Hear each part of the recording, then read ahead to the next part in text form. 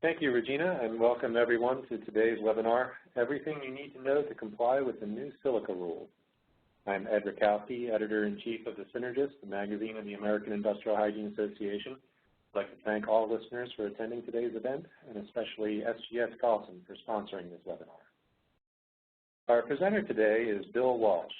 Bill has 15 years experience with AIHA's Laboratory Accreditation Program and is currently chair of the AIHA-LAP Analytical Accreditation Board.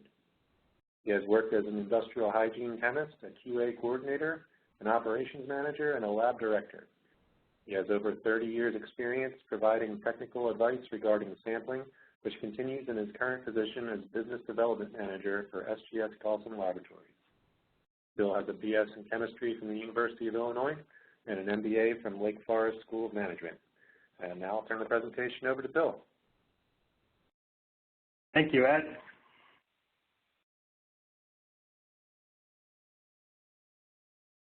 What I'm going to present today is the distillation of what I've covered traveling through my region, talking to people who are trying to get up to speed with the new silica standard. By no means do I consider myself to be all-knowing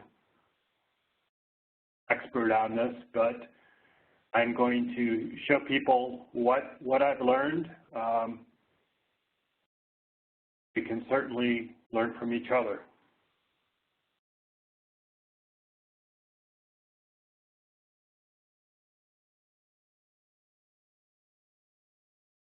SGS Galson is one of the largest industrial hygiene laboratories in the world. Based on that, we have done silica for over 40 years, and we meet all the laboratory qualifications that are listed in the standard. We have 2 X-rays going pretty much full boat right now, soon to be a 3rd. We are going to introduce at the conference in Seattle a kind of interesting pump PPI hybrid that we think will make things a lot easier to sample for silica. We have an MSHA self-compliance kit that we put out several years ago to help service line owners with their silica, and we have a OSHA model also. This is kind of the silica standard that we all grew up with, and it was easily one of the questions I was asked most when I was the lab director. Basis of the problem was that in actuality there was no previous silica standard. What OSHA did was adjust the respirable dust standard for the amount of silica that was present in the sample. If there was no silica, which would be at the upper left-hand corner, basically the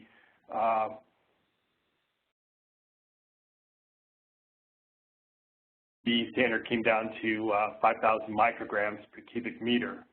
If there was 100% silica, then it dropped down to basically 100 micrograms per cubic meter, which is where the 100 micrograms that was referenced so much during the testimonies came from. So when you got a report back from the laboratory, your PEL for each respirable dust standard varied based on the amount of silica that was in that particular sample. So, for example, the sample number that ends with 59, the amount of respirable dust that was on the sample was 0.24 milligrams per cubic meter, and the PEL for that particular sample was 0.48. So, basically they were at what would be considered an action level, although there wasn't an action level at that time. And if you look down the screen, you can see that there is a different PEL for the second sample, and the third sample, which basically had no silica present, defaulted to the 5 milligrams per cubic meter respirable dust PEL. Needless to say, this caused a lot of confusion as people wondered what amount of silica they were actually exposed to and why their PEL changed for each sample. New standard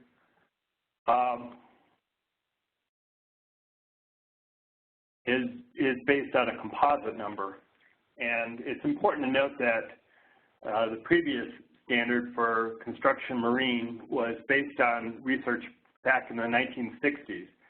And the sampling and analysis method that was used, as Ed mentioned, I've been associated with laboratories for over 30 years. I had never seen a done cell. The samples were taken in an impinger. A portion of the impinger solution was put into a done cell, and it was actually analyzed microscopically. The rough conversion from the millions of particles per cubic feet that the standard was mentioned, roughly 240 micrograms per cubic meter. That would, you know, equate to the PEL, now going to be 50.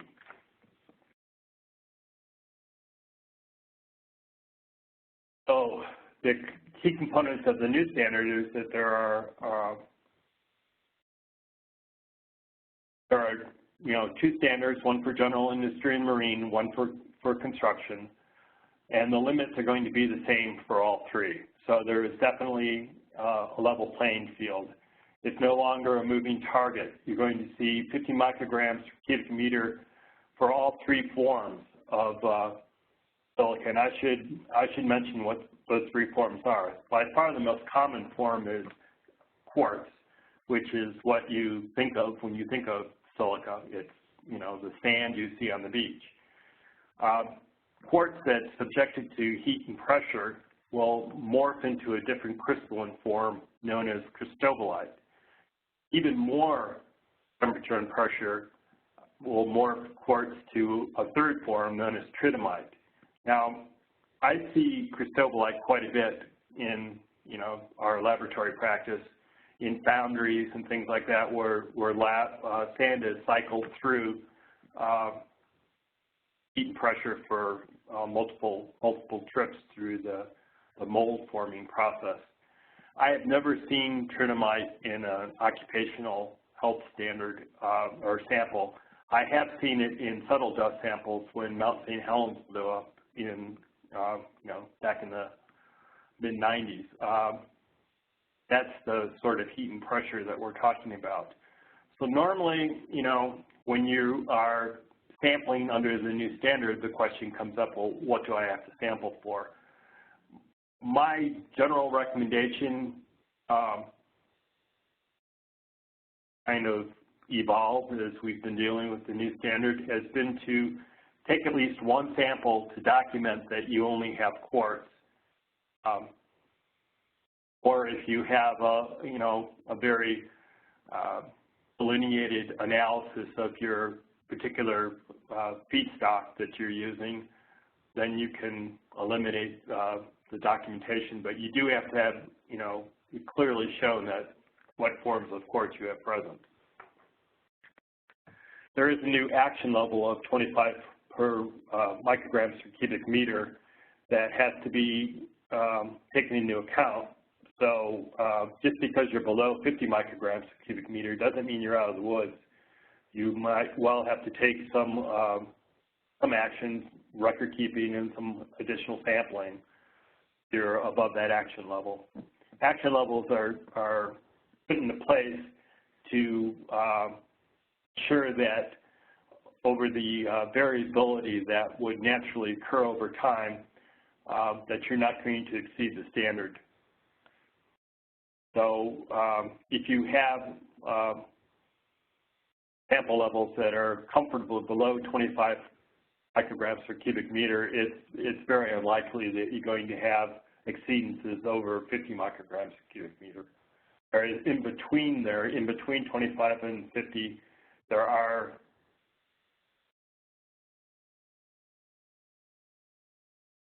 valid statistical parameters that would show you that periodically you're going to exceed that PEL. And I put the last note on there. MSHA is just beginning the rulemaking process based on the current climate in Washington. That has been put on hold. So MSHA is still operating under the prior Silica standard. So they would still get the shifting PELs for the respirable dust samples. So the new sample or the new report that you're going to get would be a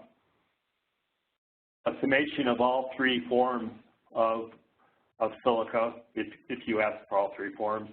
So in this case, there were 14 micrograms of quartz present, no cristobalite, no tritomite.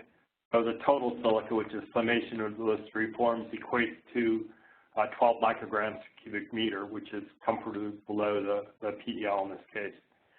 Both standards went into effect last year. The construction sector was supposed to be in compliance by this June, but it's been delayed since until September. There is some discussion going on right now where the Congress will try to delay enforcement even longer or possibly prevent OSHA from enforcing the rule by a purse string action. Up in the air, so many things are in Washington right now.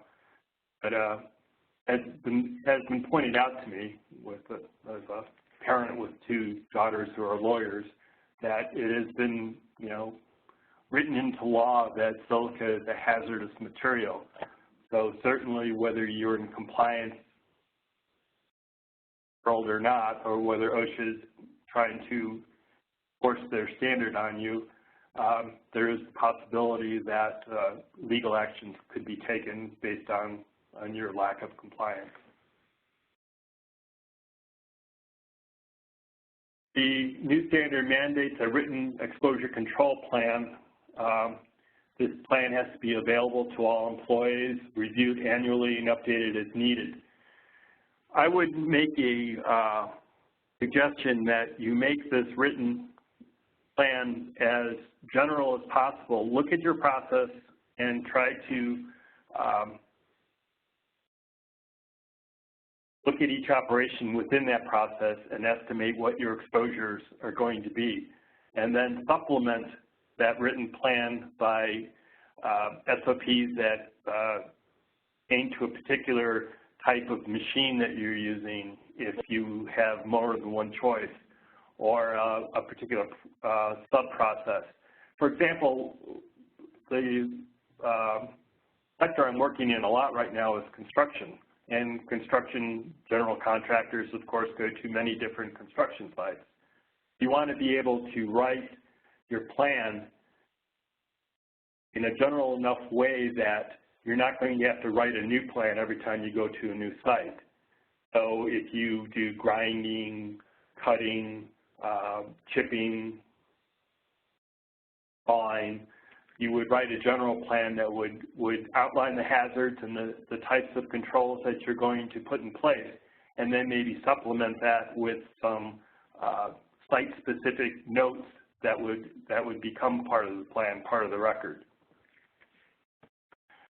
It's interesting, especially in construction, there's so many different types of tools that people might use: saws, drills, quarrying machines, for example.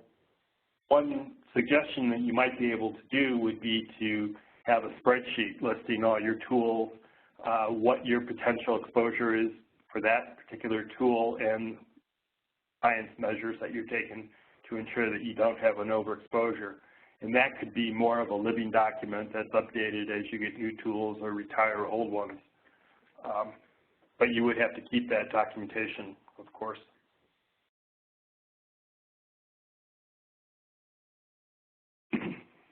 Medical surveillance is a new component of the Silica standard.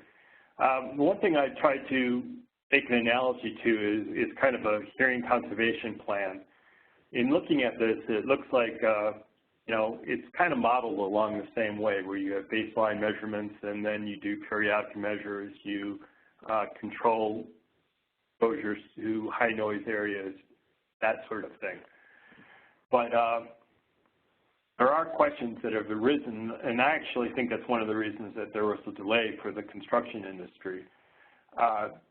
People have to have baseline check X-rays.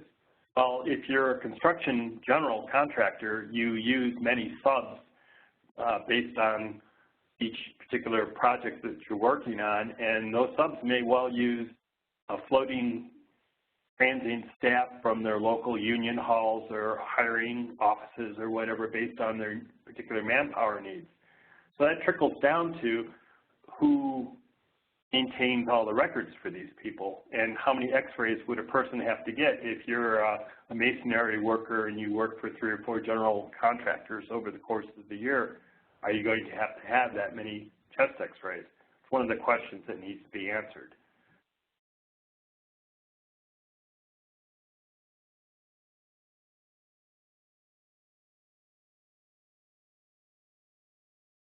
Training is a key component. All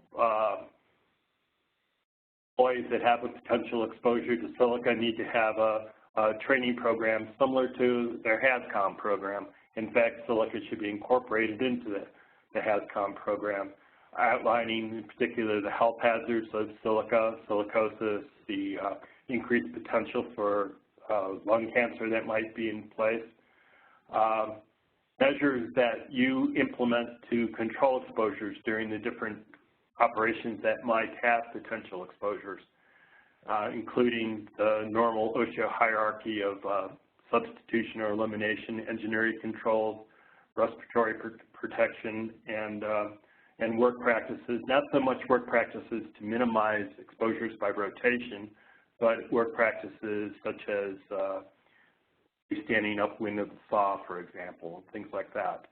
You have to go over the key components of the standard for your employees, outline the medical surveillance program that you have in place, and identify the competent person within your company that can answer the questions.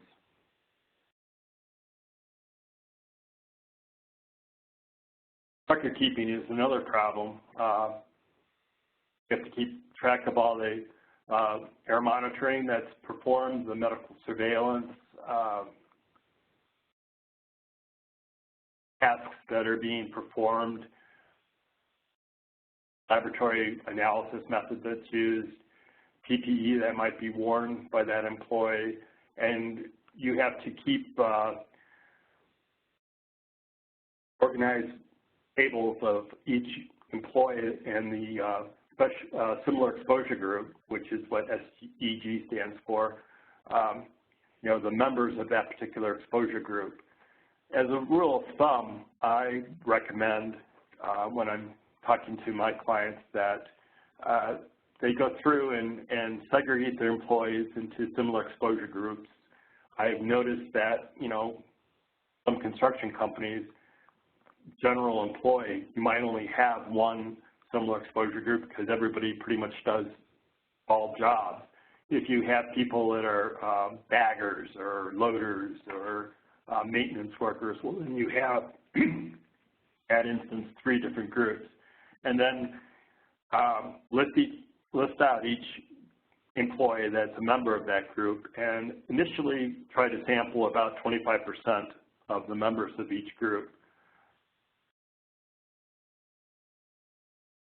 As another rule of thumb, I always try to look for the worst case employee, the person that tends to stick their head into an operation or, messiest, just so that you can state in your records that you did an analysis of the employees that were within that group and you tried to pick the members that would have the worst potential exposures.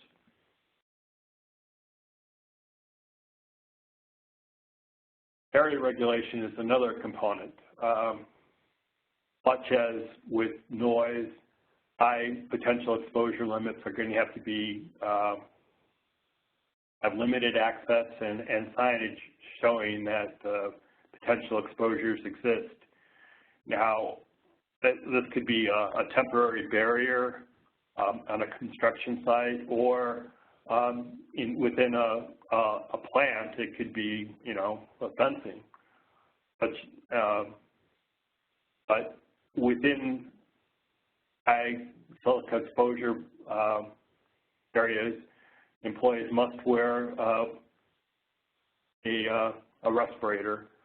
The respirators that are outlined for silica are the N95 dust masks are appropriate.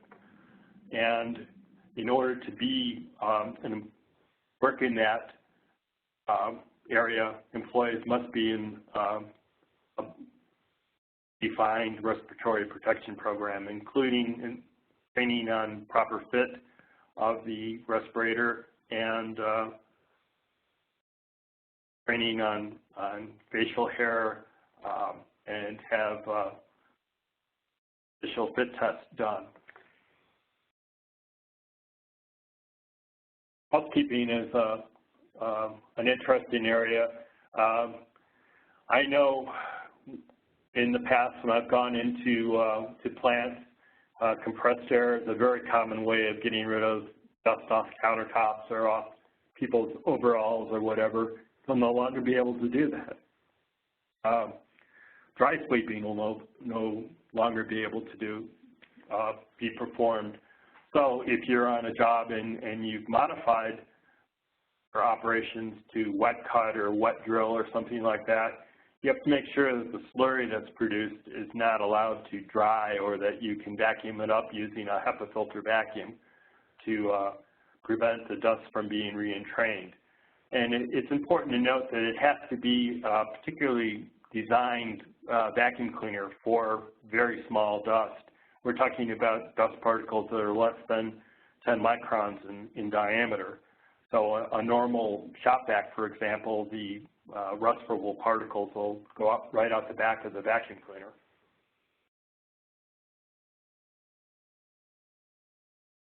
Now, you know, after you do your analysis, let me step back.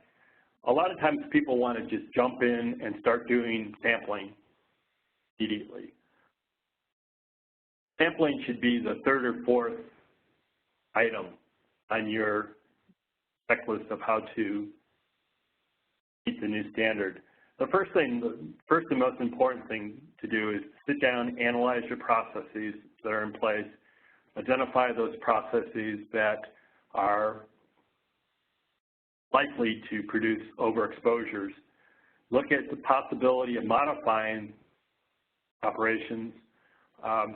If there are identified modifications that you can do, put those modifications into place before you start to do the monitoring. You're obligated to monitor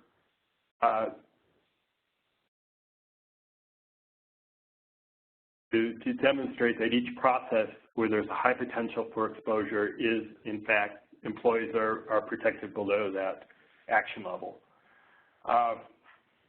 If you're above the PEL of 50 micrograms per cubic meter, the exposures need to be reassessed every 3 months. If you're above the action level, it's every 6 months.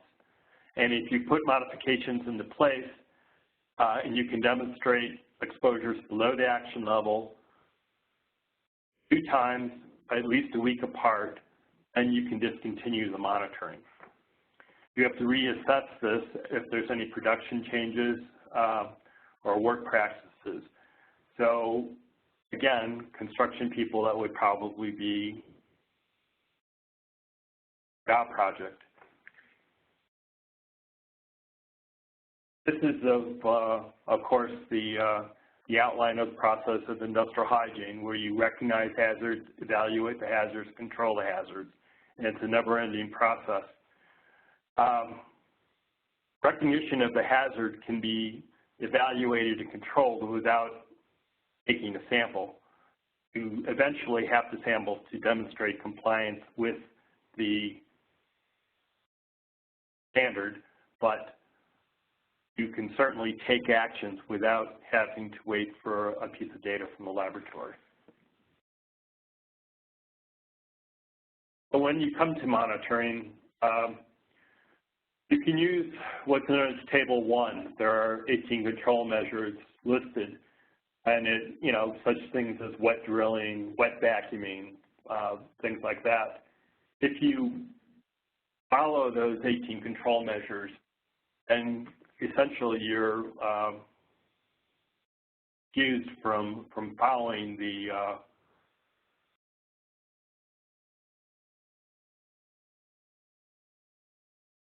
sampling portions of the new standard.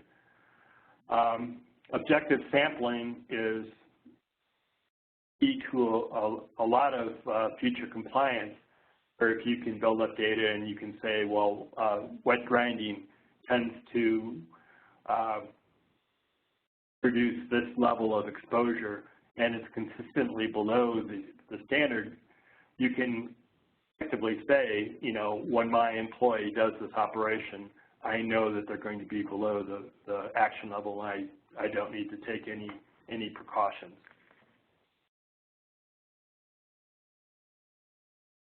Just a review of what we're dealing with here as far as particle size. This is a picture of the respiratory tract. You have 3 different fractions that are typically thought of. The inhalable fraction that encompasses the entire amount of dust that might be present in the air. Then the thoracic portion is only the segment, only affects the portions of the respiratory tract that are in blue or in pink, so the trachea and the lungs themselves. Respirable particles can get by all the defenses that the body has in place, nose hairs, cilia, and the trachea, down into the gas-air exchange regions. When it gets down that far into your respiratory tract, your body basically has no further defense. It's focused on exchanging oxygen for carbon dioxide more than trying to expel particles. The other part of silica that makes it particularly hazardous is that once it gets into the lungs, there's no way to expel it, and it doesn't degrade or pass into the bloodstream or anything like that. So basically, you know, when a person dies, they will have every bit of respirable silica they've ever inhaled present in their lungs. And if you are familiar with some of the horror stories of coal miners in Appalachia, you know that by the end of their lifetime, basically the lungs were so full of silica that they lost their elasticity, and it was an emphysema-like condition that made it torture for these poor people to breathe.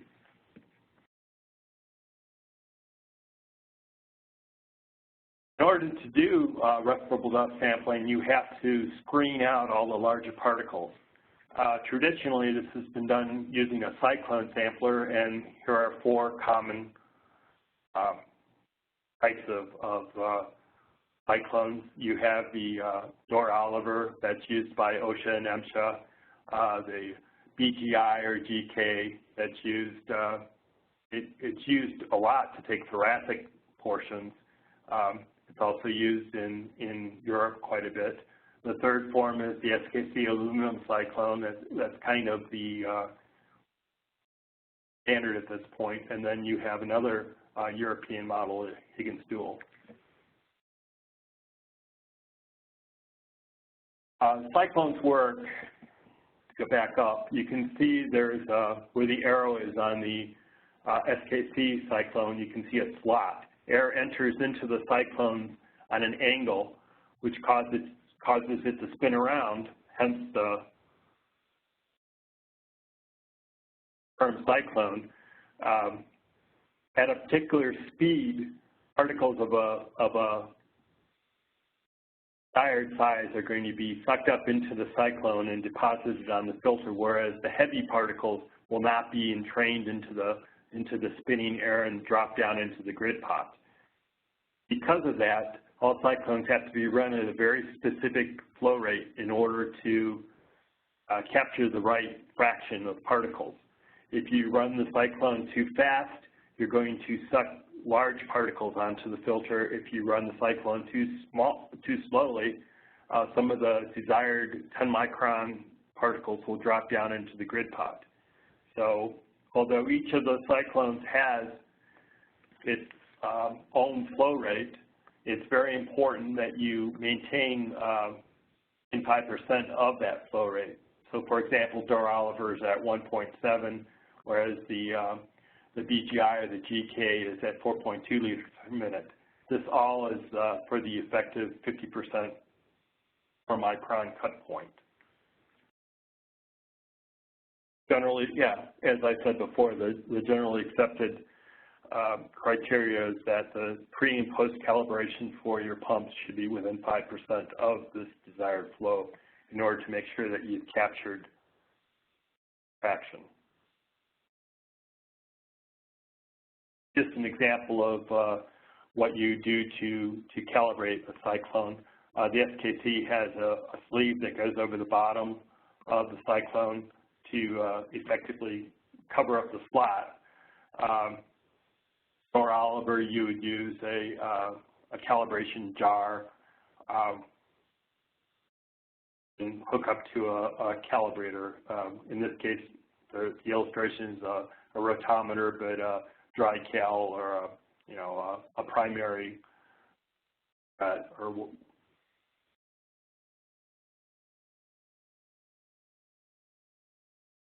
when you take the rust-brittle dust sample using a cyclone, you have to calibrate at the proper flow rate. I can't emphasize that enough. Sample full shift whenever possible, simply because it's not a particularly sensitive method. Most laboratories detect about 10 microns of rust-brittle dust or around 5 microns of quartz. You have to take, just use the math for our particular laboratory. You have to take at least a 200-liter sample to get below the action level. And the more you can sample, the more confident you can be in your data that's produced during the sampling. So, full shift whenever possible. For cyclones, you have to make sure the grit pot is on the bottom. You want to direct the air through the slot on the side of the cyclone. You don't want it flowing up through the bottom. If you do that, basically you're taking a total dust sample, and it happens quite a bit. Of course, mount the cyclone in the breathing zone, defined as 18 inches around the head of the employee. Record the activities and the start and stop times. And when you're doing sampling, make sure that you periodically go out, talk to the employee, find out what they're doing, find out if any unusual happenings occurred during their shift, production interruptions or mechanical breakdowns. There are all kinds of things that could happen, and the field notes that you have that accompany the data you get from the laboratory are at least or maybe more important than the actual number that's produced. It's the field notes that gives context to what you're sampling. You could well be, you could have an overexposure, but there could be a particular event that happened that's not a normal event that could have caused that overexposure. If you document it, then resample to show that what a normal exposure would be, that's fine. PELs are based on exposures for 8 hours a day, 40 hours a week over a 30-hour work lifetime. So during that time, there are probably going to be times when you're above 50 micrograms per cubic meter. The basic thing is that on average, you need to be below 25 micrograms per cubic meter. Perform your post-calibration, record the flow rate, demonstrate that you're within 5% of the initial flow rate. And you should also include field lengths, especially for the rust-brittle dust portion. You need to account for changes in humidity and pressure and temperature.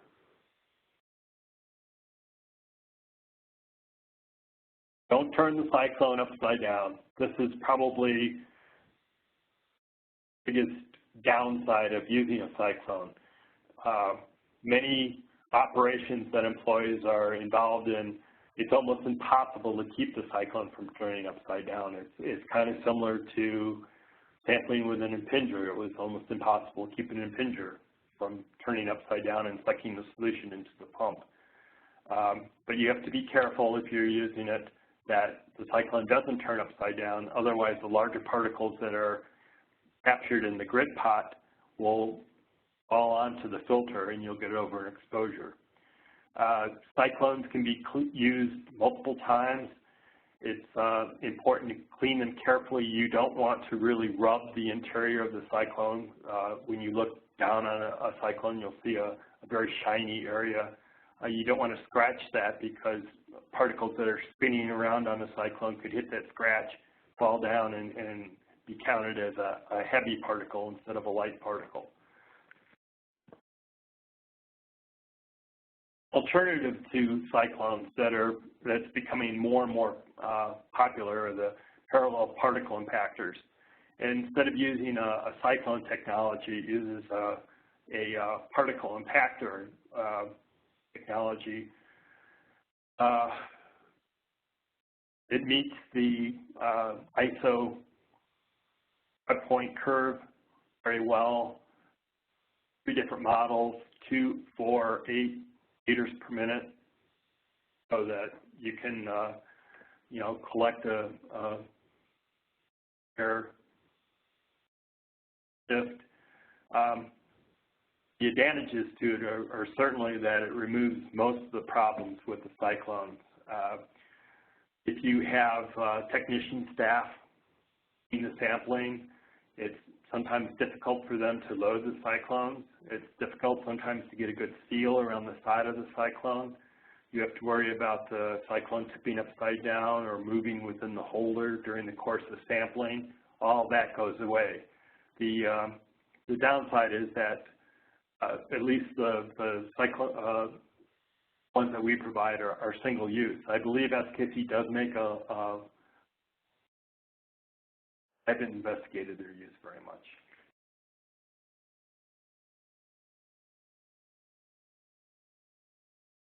Get into laboratories. There are specific requirements for laboratories that perform this type of testing. They have to be accredited to ISO 17025. They have to use specific laboratory methods to do the analysis of silica. One thing that's interesting is that the new standard does allow X-ray IR to be used instead of X-ray diffraction, which kind of goes counter to the idea of being able to monitor all 3 forms of the silica. But I suppose if you had a well-characterized feedstock that you knew only had quartz, then X-ray would probably be fine. You have to be able to account for interferences, and there are a lot of interferences with X-ray diffraction and IR. Most good laboratories will account for the majority of them, but it's important that you let your laboratory know other crystals that could be there, mica or opal, or you have to use NIST traceable standards. Your LOD has to be optimized to no higher than 25% of the PEL based on air volume. So you're going to get specific minimum air volumes that are be defined by the laboratory based on what their detection limits are. Always ask to see your lab's performance test data. Very important. There are about 40 to 50 laboratories in the United States that have this capability. They are not all up to the same level of performance. Here's an example of a pat round testing, and what you want to look at is that, yes, there was a proficiency rating of acceptable at the end. That's what the A stands for. It's either going to be acceptable, not acceptable. If you see a laboratory that has an NP, that means they're non-proficient. That would be definitely a red flag. And then the Z-score is an indication of how far the lab deviated from the mean value that particular round. So for example, on the first sample, we had a negative Z-score of minus 1.2. They can go all the way up to 3. Anything above a plus or minus 3 is considered an outlier. If you see your laboratory has a lot of high Z-scores or a lot of samples that are unacceptable, that should raise some red flags.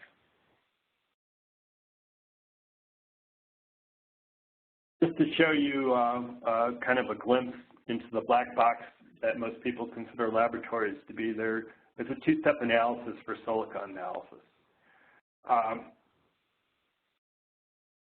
I still, although silica is a separate standard from respirable dust, you should still do respirable dust and silica. You can easily be over the respirable dust limit of 5 milligrams per cubic meter and have no silica at all. It just depends on the size particles that are being generated in your operation. For example, concrete cutting, there will be some silica there, but Portland cement is very fine particle size too. So the two-step analysis is still very valid. The first step is to do the gravimetric weighing. You condition filters, send them out to the field, air is drawn through the filter, and the mass difference tells you the amount of dust that's in the air that's done on a balance. This particular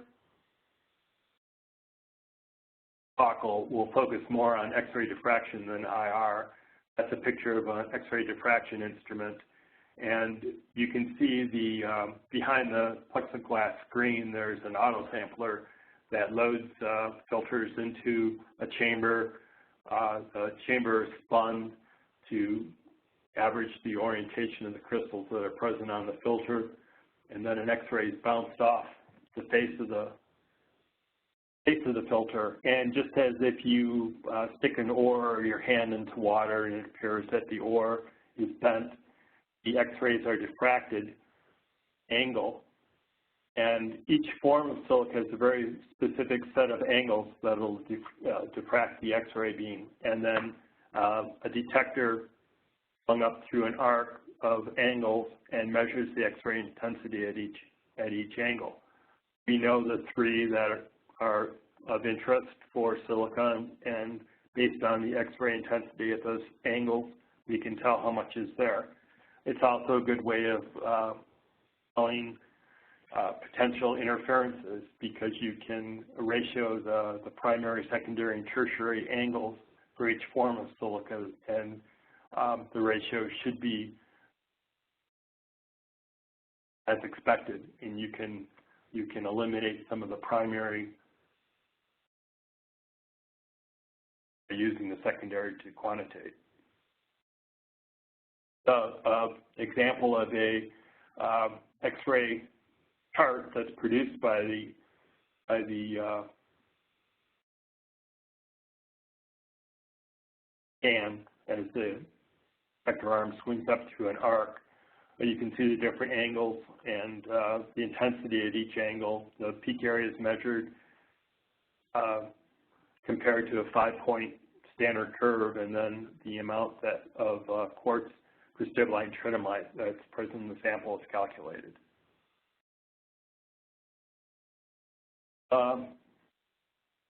Just some information on Galson. We are perfectly capable of meeting all the new standard requirements. We deliver 5-day turnaround precise results.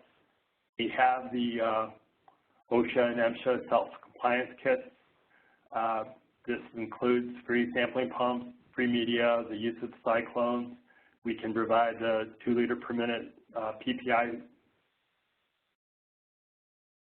samplers, part of this kit for the additional charge that's involved, and it's 5 days of free.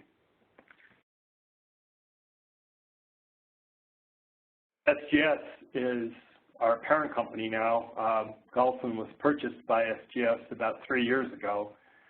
Outside of North America, SGS is probably the largest EHS company in the world. You can see we have a network of well over 100 laboratories.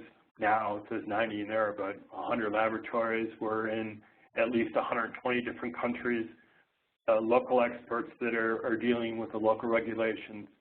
And Galson was particularly purchased by this company to provide a center of excellence for industrial hygiene analysis, other labs within the SGS network.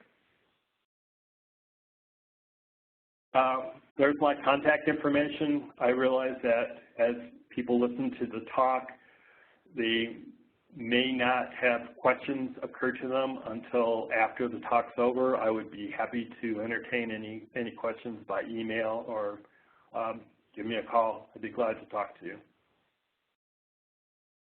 And with that, we'll go to the questions that were added in. Ed, what do you have? Okay, great. Thank you, Bill. I'm sure everyone's happy to hear that you're willing to respond to questions via email because we got a ton during the presentation.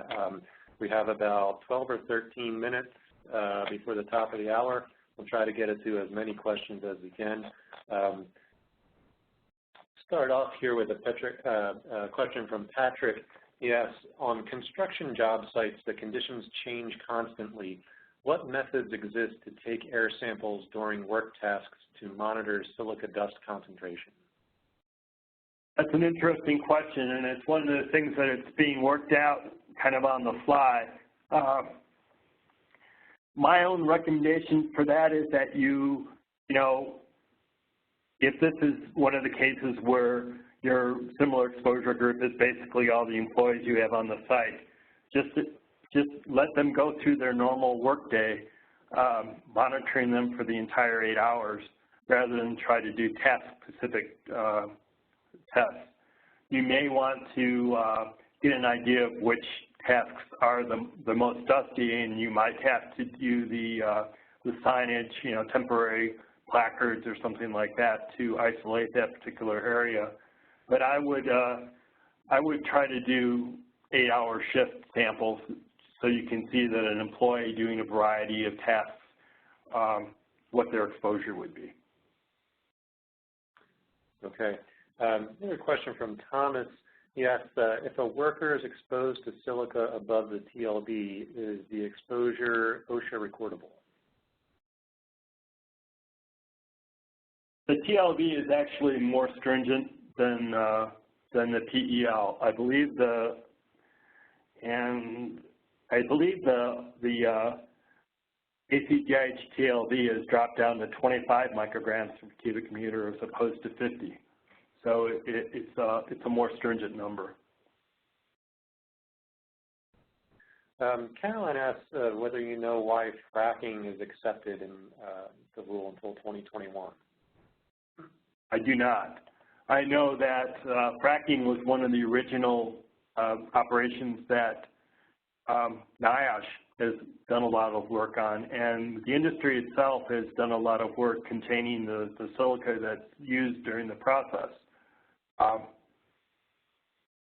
I don't have a really good feeling as to why this delay is in place. I know fracking tends to be a fairly quick operation. That could have something to do with it. I don't know, to be honest. Okay. Jerry has a question. Yes, so what happens if the action level is exceeded? Has that been determined? Yes. If the action level is exceeded, there are specific steps that you need to take, such as additional periodic monitoring, and some of the record keeping kicks in. Okay. Travis asked, What about competent person requirements? Doesn't the written plan need to be implemented by a competent person? It does. Specific requirements for the competent person aren't there to a large extent. I think probably self-training would be sufficient to consider yourself to be a competent person, just as long as you document the steps you've taken to become one. Okay. Thomas asks, is a worker under medical surveillance OSHA recordable? No. No, that'd be similar to taking baseline measurements for hearing conservation. Just what you want to do is get a base point of when that employee went to work for you, and then periodically, I think it's 3 years thereafter, to see what kind of a degradation has happened over the course of their employment. Okay. Robin Deep is asking whether medical surveillance is required if the exposure is below the Pell. No, it's not. Joseph asks, reading the standard, it seems like medical surveillance must be offered to employees, but the employee has the right to decline. Is this true?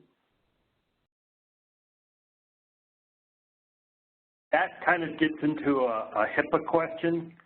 I would imagine the employee does have the right to decline.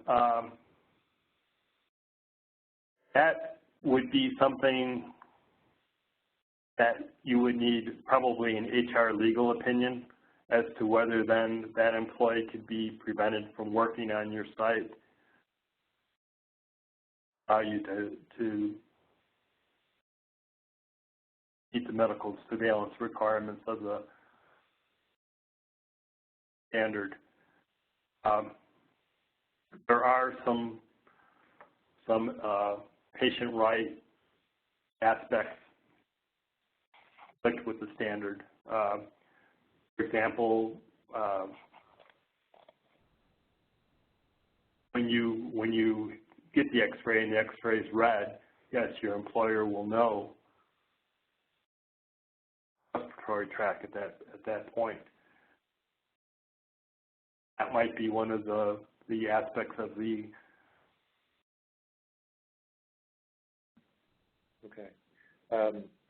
Thomas asks, it seems it's required for employers to purchase sampling equipment and or hire sampling vendors. Is this correct? Sorry, what was that again, Ed? The question is it true that the rule requires employers to purchase sampling equipment and or hire sampling vendors? The employers will have to demonstrate compliance with the standard. Now that can be done either by hiring a third party, renting equipment to take samples yourself, provided that you have become a competent person. In the case of SGS Galson or some other laboratories, we loan the equipment so you can take the samples, or purchase the sampling equipment yourself and take the samples. You'd have to have the samples analyzed by one of the laboratories that meet the 5 requirements of the standard, however. Okay.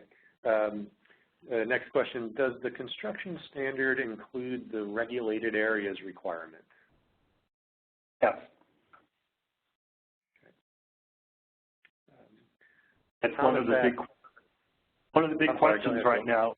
The construction standard is how do you regulate other trades working nearby when something's going on? Who's responsible for the exposure of those other trades? One of those things that I'm not sure has been fully thought out yet. You would have to isolate, probably, I was thinking caution tape would probably be fine. Rope off an area using caution tape, and that should be sufficient. Okay.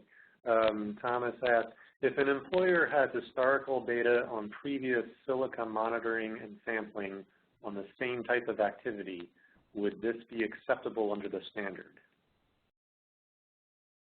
If it shows that they're below 25 micrograms per cubic meter, sure. Now, one caution of that is that most laboratories had to do some work to get their limits of detection down in order to meet the new standard. So I would certainly examine the data critically to make sure that it's acceptable from a statistical standpoint. Okay. Michael had a question about the approved respirator.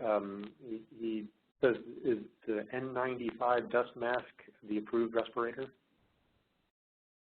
Yes.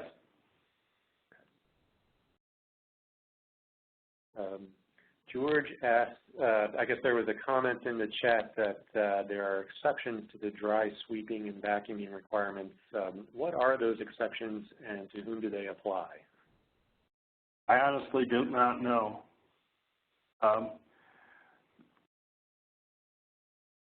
My reading of when I read the standard, I didn't actually pick up on any exceptions.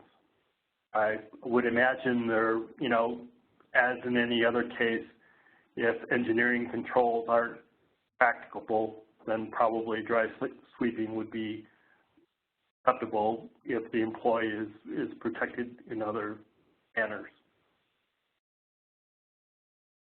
Okay.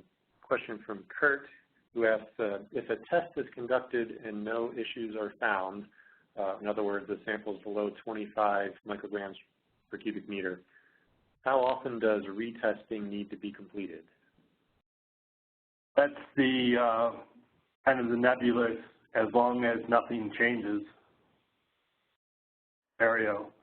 So if essentially your processes stay the same, you would be fine, you would be in compliance.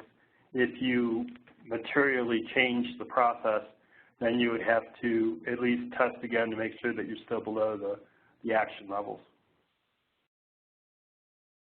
And Ramandeep has a very similar question, I think. He asks, for OSHA, how often should sampling be done to show compliance? That is defined by the standard. There's 3 levels. If you're below the action level, then only when something changes. If you're above the action level, I believe it's every 6 months, and it's every 3 months if you're above the PEL. Okay. Christopher is asking about one of the samplers that you had discussed, the GK269. He asks if you're aware whether NIOSH will add it to the analytical methods for respirable dust.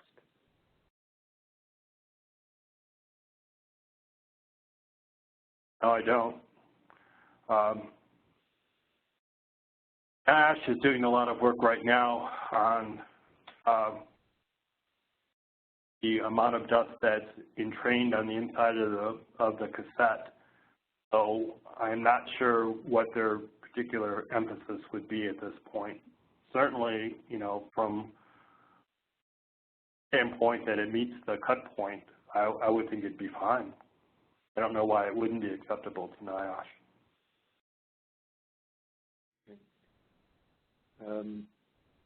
Thomas asks, how reliable are direct reading real-time dust monitors? From the perspective of dust, they're very reliable. However, there's not a method right now that will differentiate silica from other forms of dust in that particular particle range. You can certainly take direct reading instruments of particle sizes less than 10 microns. If you're below 25 micrograms per cubic meter, you would know you would be in compliance. However, OSHA does not allow direct reading instruments as a method of compliance. You still have to do the laboratory analysis. All right, thanks, Bill. We've reached the top of the hour. Unfortunately, we're out of time. Thanks very much to Bill for your presentation, to SGS Galson for sponsoring today's webinar, and to all of our listeners, please be on the lookout for announcements of future Synergist webinars.